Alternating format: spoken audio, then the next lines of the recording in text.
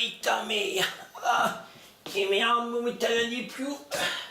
Oh,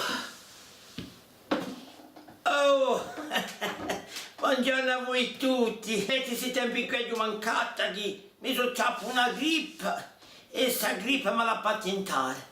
Ma vi volevo ringraziare per i vostri messaggi che mi tocca assai, mi hanno riscaldato il cuore. E poi, vi volevo dire che, e ti visti questi tempi qui, un mio nipote Orso Leone. Oh, si dice che si occupa di me, si occupa di me. Oh, chi si occupa di me? Si occupa di me soldi, sì. E poi ha passato un castigo. Oh, pure a me, a risa di taruccone è stato. Oh, ma che sono andato a cercarlo.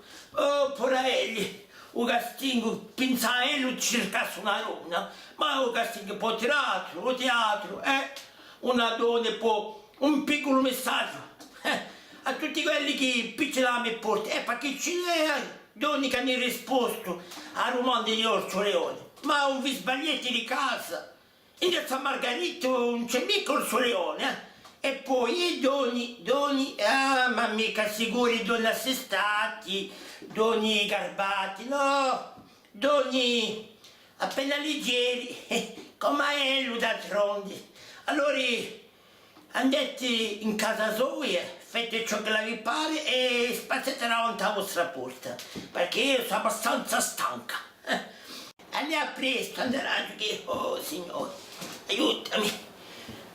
Che ora è un caffè impanato.